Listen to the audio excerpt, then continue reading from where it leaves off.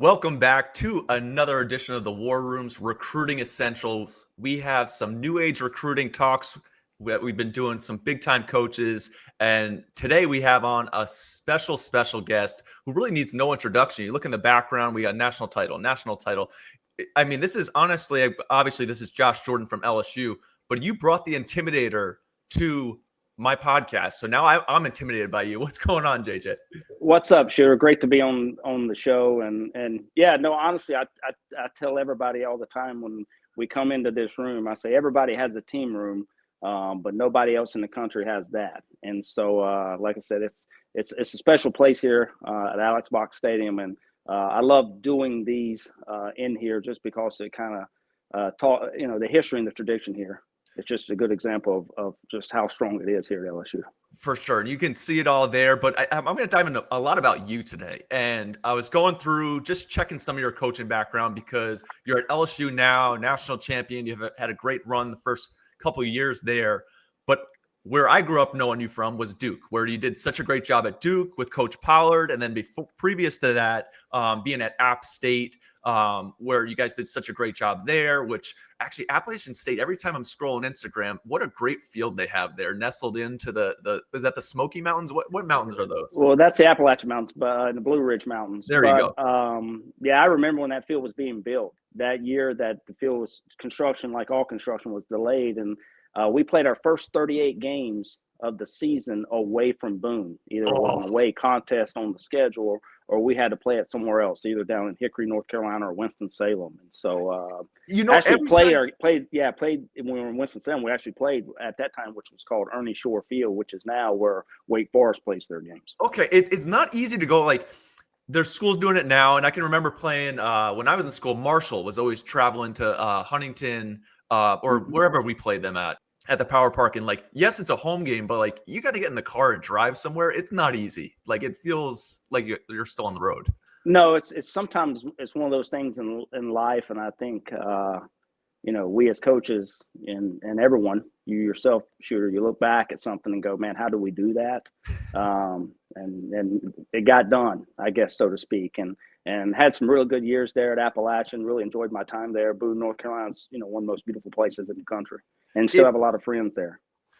And it's funny, you talk about going on the road for 38 games, and we could die like the grittiness of being at App State. You're grabbing North Carolina. You've done such a great job. For those listening, Josh Jordan is, I will say this, JJ, one of the few that I always feel like you've found a recruit or a prospect before me. And it always like grinds me like, oh, how did he know about this guy? And there's a kid, a first baseman at Duke right now from New Jersey. I can still remember like, how did Josh Jordan know about a Jersey kid before I did? So shout out to you for that. Well, Shooter, that's the ultimate compliment. I've been blessed to have a lot of, accolades and awards, but to hear you say that's that's outside of winning the national championship, that might be second on the list. So I appreciate you saying that.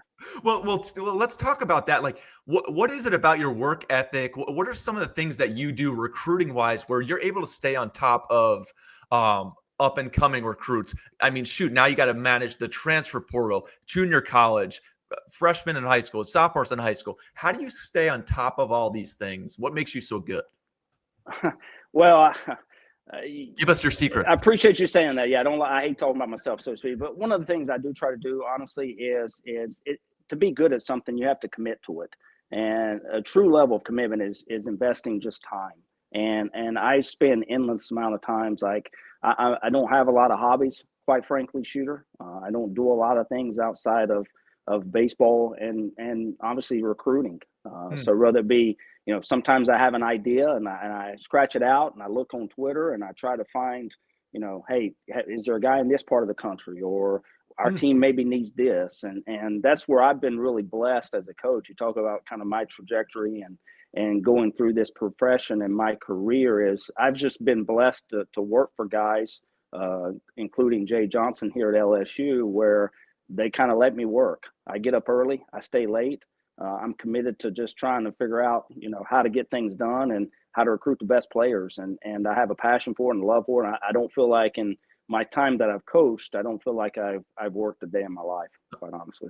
That's amazing. Makes things easy. Now you talk about the Twitter aspect of it, and I mean, most coaches, and it's common knowledge at our place, right? You're scrolling, constantly finding information. And the things that we don't deal with, but like parents are asking, like, what coaches are going to be at your events? I think it's very important when a coach isn't at the event because he's still going to see stuff. What do you do when you're not at something? How are you collecting that information? Are you looking at stats pages? Are you looking at Instagram? What do you do? Well, yeah, yeah. The everything is important, and I say this all the time. There's, I was fortunate enough when you're going out recruiting, you're going to learn something. You're going Hmm. to learn something in terms of a guy that can really play and that you want as part of your program, or you're going to learn, hey, this guy can't play, or you're going to stumble upon another guy. And likewise can be said for an event you can't even attend. We can't be everywhere. LSU can't be at 6 or 7 different events. One, because NCAA won't allow us to have that many recruiting coaches. But number two is that's just impossible to manage. And so we utilize all the resources, Twitter, Instagram, any information I can get my hands on. I'm going to at least look at it and dissect it, and you never know what you may find. I say this all the time. One of the you mentioned Duke, one of the guys that I was fortunate enough to recruit, and he ended up signing in the draft, but was a guy from East Tennessee. When I went to watch a pitcher pitch, I got up early one morning, left the Durham at like 4:30 in the morning to get to a 9 o'clock game down at Clinton near Anderson, South Carolina, and I went to watch this pitcher, and he wasn't very good, but there was another really good player there, and that player's name was Evan Carter, and no one really knew. Evan Carter wasn't ranked by anyone at that point in time, and anything like that. And so you never know when you go out recruiting what you're going to find, and you always learn something. I always equate it to fishing. You're not going to catch them if you don't go. So you got to go somewhere, and you got to take a chance, take an opportunity. And I would say same thing for parents. Go to events that you feel like deemed that are helpful and beneficial for you as you weigh the pros and the cons of any event or anything that's going on out there in recruiting. Just diagnose it and look at it and talk about it with as a family and see if it benefits you. It's nobody knew who Evan Carter was except for Josh Jordan and the Texas Rangers. So just make sure anybody listening in 2020, nobody knew who that was. And I can still remember pressing our guys in Tennessee, like, this kid's committed to Duke. I know Josh Jordan knows something about this guy. We have to find out and see him. So Yeah. awesome stuff there. The way I always look at it is when you're scrolling and you are constantly obtaining information, right? We've been in contact. Who do I need to see? Have you seen this guy? All over with that. That information that you're obtaining is kind of like a player's resume. Hey, we're looking at the resume. I'm going to get the resume of this player. The interview is when you go out in person, right? That's when you're going to actually offer that job, offer that spot. So there's two ways. Yes, you want to get in front of the coach with your resume. You can't get in the door without having some sort of tool, multiple tools before Josh Jordan's going to show up and watch you. You're not flying up to New England for no reason, right? Correct. Yeah, we're going to have identified you in some capacity. Whether it be coming to one of our camps prior to, whether it be something I saw on social media and made a call to Shooter Hunt, said, "Hey, what do you know about this guy?" Or rather, something that we have a history with the coach, and he's maybe called and said, "Hey, I have a guy you need to look at." We're never leaving campus just to find something out. We're leaving campus to make a decision, and so wherever we go, we're there to make a decision on a young man, either whether or not we think he can truly play for us, to assess maybe the sixth tool. I think the sixth tool into today's game is really important, especially here at a place like LSU, where it's the biggest stage in the brightest lights. You got to know how a guy can handle adversity, how he handles pressure. That's really important at a place like LSU. And so, that being said, even though we're going out to make a decision on someone else, just like I referenced moments ago, we may discover something else. And to me, that's what makes recruiting fun. I enjoy two things about recruiting. Discovering the student athlete and then actually learning about the student athlete. Those two things are for me that I'm very passionate about and I enjoy doing. Recruiting for me is still a people business, and it's more art than science. And everybody's a little bit different. Every single family has a different priority system and what they value. And so that's fun for me to try to learn that, and try to discover, what's important to that family and how we can make an impact as a program in their lives. Now, how do you balance that art and science? Because I'm thinking really when I started going with this, I can still remember being with Coach Pollard and meeting him for the first time. He's out on the road, and analytically, I had never heard somebody talk about some of the things he was talking about. Right now, it's become common age, like in zone misses. This guy's getting crazy hop. Like there were things that he was talking about that put me on to like, hey, I need to go beyond what I'm just seeing here with tech. How have you balanced the introduction of new technology where you're coming from Duke, where Duke was probably at the forefront of creating technology programs, right? You have all these brainiacs running around the school. And now you go over to LSU, which has all the means and has more than certain caught up in the arms race and have pushed things forward. What's the same from Duke to LSU? What are the tech things that you saw at the beginning and continue to utilize? Yeah, well, yeah, I think one of the reasons I was hired, I think, here at LSU was because of some of the things you outlined that we were doing at Duke. And we've carried some of those things over and here, Coach Johnson and our coaching staff, and we do our recruiting collectively. I think one of the things that sometimes is missed is a misunderstanding in the recruiting process is everyone in our program is responsible for recruiting student athletes. That's everyone, because Mm-hmm. we try to make sure that this program is in the best state it possibly can be. And then obviously we're showcasing that to the rest of the country and prospective student athletes. And so coming here, one of the things we want to do is implement the technology. So when we sat down with the family, and I think we do a great job with it. I remember early on when, people were just discovering what TrackMan was. And at that time, it was all about spin rate and how important the spin rate was. And now we look at some other things, some other metrics, and maybe value some other things over particular spin, for example. And so, but you're always going back to, and you use the history, and the best way to determine the future is to look at the past. And so I like to have a body of work with a student athlete. I like to know, does he play multiple sports? What does he do in his free time? Does he have an outside of school athletics responsibility? Maybe does he have a job? What are those things? We're always assessing and looking at a student athlete and wanting to bring him into our program. We're looking at him holistically and saying, what does this guy bring to our program? And it goes back to sometimes the tools are the easiest things to see. Whether a guy can run fast, throw hard, maybe hit for power, those sorts of things. All that's easy to see. And ultimately, what you're trying to figure out is what does that individual, what makes him unique, what makes him separate than the rest of the pack, and how does that translate here to a place like LSU? And It's that's the fun part. it's I can remember back, like, right, you're at LSU, the premier program in the country, and I think around the country within the recruiting ranks, and then even prospective recruits and families, it's easy to recruit at LSU.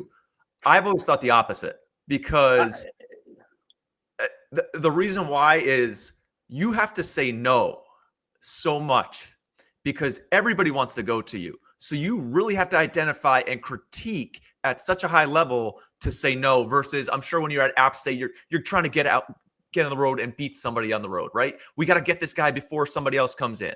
And Duke, you're recruiting a certain type of student, right? This guy has to have a certain GPA. He's got SATs. At LSU, hey, everybody wants to go. That's number one choice. Oh, I'll shoot my shot to go to LSU. So you got 1,000 applicants. You need to narrow it down. That's not easy to do. No, it's not, and you're right. At LSU, there's never a time you pick up the phone, and I've coached at places where you call and they go, "Who?" No one knows. No one knows where Young Where is Harris that? College. Where's Young Harris College? And so you're exactly right. And so what we try to do is use some of those other metrics, some of those other things. And again, so much of it has to do with maybe stuff that's off the field. In terms of what are things that we know about this young man and what makes him unique and what gives us assurance that he can be successful here at LSU and understand the tradition and what it means to be part of this program. And again, I like to be able to sit down and tell you I have 3 questions or a magic bullet to try to figure that out. It's really not. It's more about feel. And the only way you have a great feel for a young man and for an individual is through communication. How you communicate with him, how he communicates with you, how he responds, what's his interest, what gets him going, how's his motor, and how he handles adversity. you want to sometimes when you're recruiting a guy, and I think that's one of the nice things now about maybe the recruiting process being delayed a little bit is where I told you the best way to determine the future is to look at the past is I want to see an outing, and I have time to see an outing where maybe he hasn't done so well, and you can see how he's, moves on from that maybe the following week, or in the past where you just maybe didn't have that time because everything was so fast. Things have been slowed, they've slowed down a little bit and have not been so, fast paced where you can actually discover some of that. And I think that gives us as college coaches a little bit more of an opportunity to get it right. And I've always said this about recruiting, where you should never have the mindset where you're trying to get it done. You should always have the mindset you're trying to get it right. And that goes for us as a college coach. And I think it should go that way for a family as well. So it sounds like the things have slowed down, but it has not slowed down the evaluation process. And you like to look to the past. So like freshmen and sophomores right now, you can't talk to a sophomore until August 1. We're looking ahead to the future games, getting those phones charged, whatever. That doesn't mean that you have not heard of these guys or have gone to see them.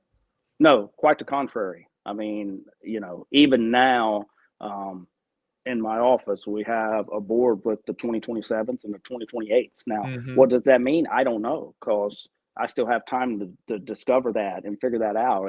And just because, there's a young man that I think are supposed to be ranked on this board at this point in time, well, that might not be the case coming July 15th this summer. And so that's where I love getting the opportunity to build a history with the prospect and his family, and understanding who's going to be part of our program. And because again, you want to bring in the right people when you talk about a recruiting class. For sure. You're getting more lottery tickets, the more looks you get, right? You get on the board and check things out. You talked a lot about, right, you're at LSU, the tools kind of stand out. There's a threshold for, hey, this is the expectation. This is where guys are. Now, how do they separate themselves? And what are some things, minor things at games you're looking for? Whether it's the way they run on the field, how they're wearing their uniform. True. I think those things, yeah. How they move off the baseball is really important for me. If a young man's playing right field and you say, well, what value can you learn from, he may not get a fly ball hit to him in the game. Well, does he back up? How does he play catch with the guy that's warming up if they're in the first base dugout, so to speak? So you're looking at those things, those small things that tell you about the big picture. And when you do it for a long enough time, there's things you see that necessarily they're hard to describe. And so you look at a guy, you watch a guy, and just see how he goes about his business.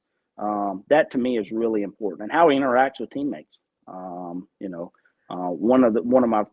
tell a recruiting story. One of my favorite players that I enjoyed recruiting. Now, he didn't choose us when we were at Duke, was Alex Terrell. And one of the things I liked about Alex was I went down to watch him in a high school game, and I just really enjoyed how he interacted with his teammates when they were in a game they were getting blown out.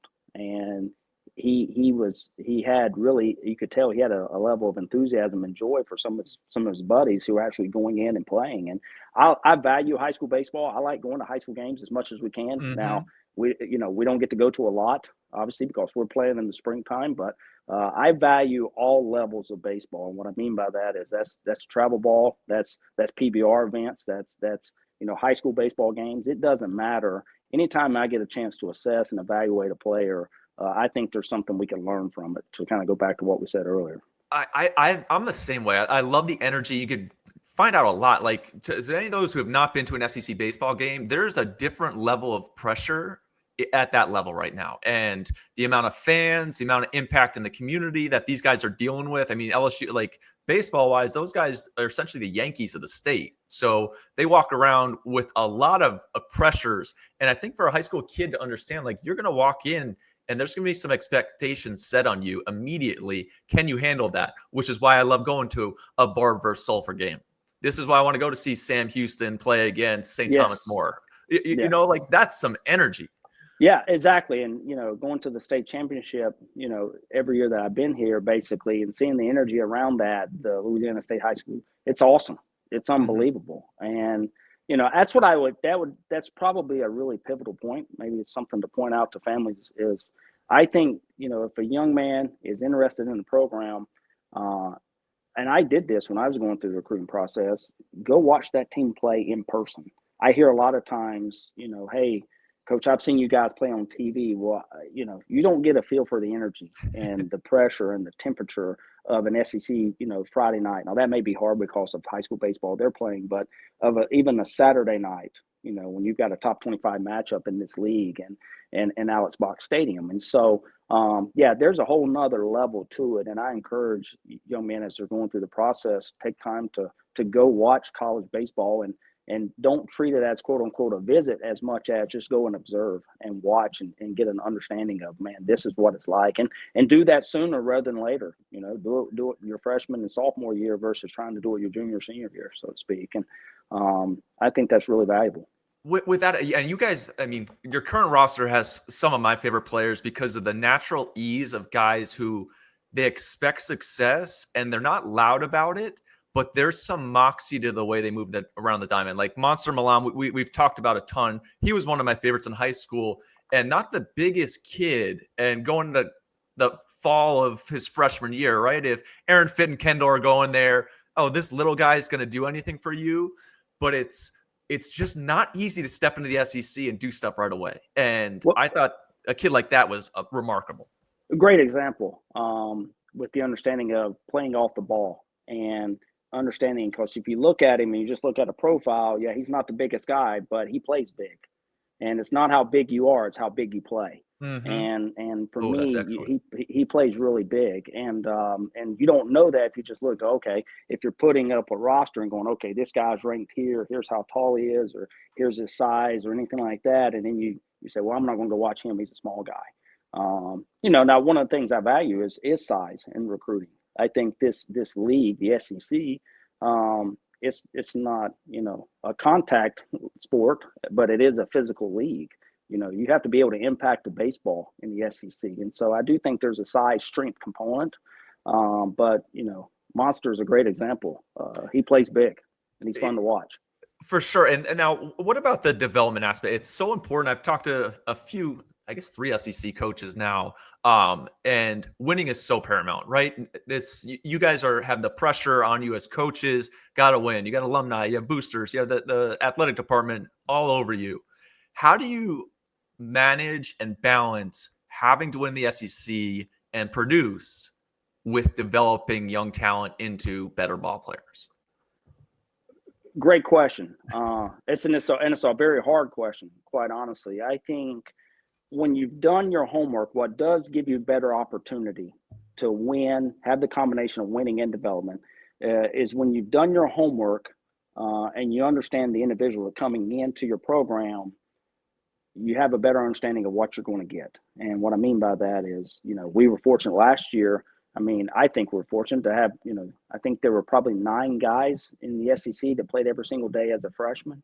And I think we at LSU had 3 of them. And one of them you mentioned was Stephen Milam and Ashton Larson and Jake Brown. And all 3 of those guys, when we start, and you can assess who they are as players and their tools. But all 3 of them are unbelievable people, and they're all unbelievable competitors. So we knew as a coaching staff, it's easier to kind of play that younger guy when you have a better understanding of what you're going to get, because sometimes with the younger player, it's the inconsistency that prevents him from being in the lineup every day, rather than the ability. And it's the ability for a consistent performer to show up. That's what allows, as a coach, you to put him in the lineup every day when you know what you're going to get. It gives you a little bit of ease. And all 3 of those guys are great competitors, really good people. And we as a coaching staff kind of had a better idea of, hey, we know what we're going to get out of this guy. And so it's easier to play a young guy when you do that. If you don't know what guy's going to show up, then that makes it tougher. And, I talk about and I joke all the time. I'm not a very smart guy. I live my life maybe in bumper stickers and sayings, but one of the things I stole and kind of borrowed from Coach Pollard is, and he said this a lot when I was at Duke, was try to be the same guy every day. And that sounds very simple, but as a coach, it's easier to coach a guy who's the same guy every day. It's easier to know what you're going to get in terms of production in a lineup or on the mound if you're the same guy every day. And so to young players, one of the things I would say is, well, whatever you are as a player, try to be that every day, because then your coach knows what to expect. And then he also knows how to maximize your ability when he knows what he's going to get. That's an incredible way of putting it, because I've also seen, of course, at Duke with Coach Pollard, but Jay Johnson, head The coach there at best. LSU, has done a great job of developing. But it almost feels like each of the last few seasons, watching him there and watching, I mean, shoot, my kids know Ben McDonald's voice probably better than any sportscaster right now because of the SEC. It's like a long range look, right? It doesn't get sped up in the moment of this game to that game. Hey, this is a process, whether it's Steve Malam as a freshman or Cade Beloso in his fourth year. I think it was his fifth year, maybe, or Gavin Dugas. Hey, this is where we're at. When you get your moment, we're going to put in that time, but we're not going to give up after one weekend in the hole. We are going to continue to get better. No, yes, Coach Johnson's in terms of combination of everything across the board. Coach Johnson's best head coach in the country. When the combination of recruiting, game preparation, game management. One of the things I think Coach Johnson never gets enough credit for, and I learned very quickly here at LSU when I was hired, was how good of a baseball coach he really is. Mm-hmm. Everyone talks about Coach Johnson, the elite recruiter. And for me, that was really appealing from afar. But one of the things I think a lot of people didn't understand about me coming here to LSU, and one of the most exciting things for me was, yeah, it's LSU, it's the New York Yankees of college baseball, but also getting a chance to work alongside with Coach Johnson and understand how he does things from an offensive standpoint and how he manages the game. It's elite, in my opinion. And I get a front row seat to it every single game. And the preparation piece in terms of allowing our players to relax and go out and perform at a high level because they feel prepared and because they've been equipped for that situation, and equipping a young man for a situation is developing him. Because ultimately, when you get to the highest level of baseball, the big leagues, winning becomes really important. And sometimes Oh that yeah. gets lost in terms of the development piece. I think players leave LSU and this program and 30 years of winning and tradition. Why they do so well in professional baseball is because they also leave here physically ready for baseball and the skill standpoint, but also because they know how to go out and win, because this place has won for 30 years. And I challenge anyone to look at any sport at any level and say, for the last 30 years, who's been more successful than LSU baseball? You look at it, not many people can say you've had 3 coaches win national championships. There's something about winning here at LSU that is just woven into the fabric here, and it's really exciting to be part of. Well, I really, going back, I don't think anybody in college baseball manages a game as well as Coach Jay Johnson does right I now. would It's agree. even me. I've always thought more of a pitching coach side, not really thinking from the manager aspect, and just watching your games the last few years. How he goes about things is very astounding to watch. Yeah, I do. he and Coach Yeski, they're unbelievable together in the dugout in terms of the pitch management and how it works. And I mean, sometimes you'll see Coach Yeski make a visit, and then Coach Johnson will make a visit. We're not making the change. There's just something that needs to be talked about and discussed. And those guys work really, really well together. And for me, that's a lot of fun to watch and be part of, and get a chance to experience. It's a great dynamic. Let me ask you about a little bit of the future of what you're seeing. There's been a ton of rule changes. The 34-man roster is coming on its way. There's just so much going on college sports in general. I think the next 3 or 4 years will probably be a lot of disruption before we settle. How are you managing a tighter roster? How do you balance the portal versus JUCO versus high school? You got to keep everything in motion and tight. Does it get overwhelming at all? Well, the uncertainty of what's coming can sometimes, as a guy who likes to plan, and I'm probably an over planner, Mm-hmm. um, as a guy who likes to plan, that can be very challenging. That being said, I can only control what I can control, and so I try to fall back to that, so to speak, and practice what I preach to our players. That being said, it's not a big adjustment if it's something that you've never done. And we've always been a program, and I've always been at places where we'd never believed and never tried to mass recruit. I think if you look at, let's use our 2024 class, for example, we had 10 high school players set foot on campus. That's not a lot of high school freshmen. And, No. now we're blessed that, 7 of those guys were in the top 100 in the country. So they're really talented and really good, and they lay a great foundation going forward. That being said, we also had some gaps to fill in terms of experience. So we did do some portal guys and some transfer guys and brought some guys in to have some college experience to try to blend together to make sure we put LSU in a great position to be successful. And that's quite frankly just because we had 22 guys drafted the last 2 years from our program. That's a lot. That's a lot of turnover. And so you're trying to hit that magic mark. And so I can't really tell you what the future is going to look like. I don't think anyone knows. I mean, that's up to people, outside of maybe at the coaching level in college. That being said, I don't think it's going to be a major adjustment for us as a staff because we've kind of never done that. We've never mass recruited, and we've always tried to be very need-based recruiting. What I mean by that is what we need in terms of what we're going to lose to the draft and what we're going to lose to graduation, and just trying to fill those voids that way and find guys that we believe in. Based on our homework, our research, and our evaluation, to say, okay, we believe in these guys. Now let's bring them in and go to work. It's so difficult, I find, especially for you guys at such a high level, to where you're recruiting the best players in the country, right? Which inherently is going to bring in MLB clubs. The draft comes into play. I think this year it's July 13th through 15th in Atlanta. I got to find that out because I'll be flying down there for that. But you have to deal with the draft. You're trying to bring in the best players. Then you're going right to campus. It's tough to have that crystal ball of like, is this kid going to make it here? Now you did have a bunch of guys this year and kind of are changing the game. I read a nice Athletic article recently about some NIL stuff. We won't get into that right now. But what I'm saying is it's not easy for you to have to be worried about the draft, still perform and have a big recruiting class or have a good recruiting class.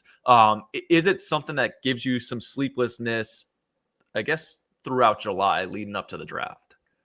I don't sleep a lot anyway. Anybody that knows me can tell you, Shooter, I don't sleep a lot anyway. I'm just wired that way. So maybe I'm built for it. No, you do have concerns because ultimately as a coach, you're trying to get it right for your boss, meaning me as a recruiting coordinator, trying to make sure that I'm equipping our program and Coach Johnson, the decision maker, with all the information he needs.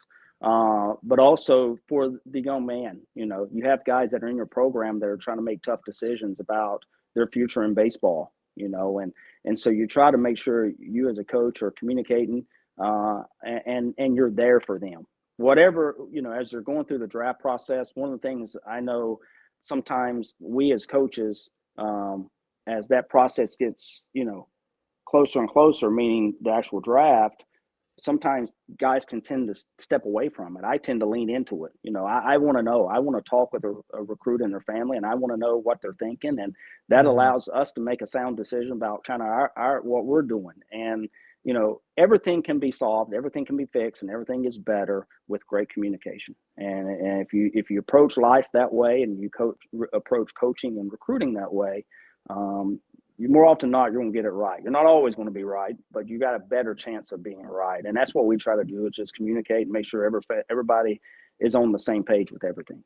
Awesome. Well, this has been awesome. I have one more question. I'm not putting you on the spot, but giving you this is your soapbox for any rules that you would like to see passed, any new things that you would like to be to bring into the NCAA play, put on their horizon.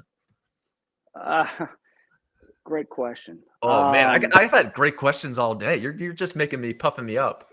No, it is. Honestly, I like the state, and I'm not dodging the question. I'm really not. I think, obviously, everyone would like to have some clarity in terms of where things are going in the NIL world.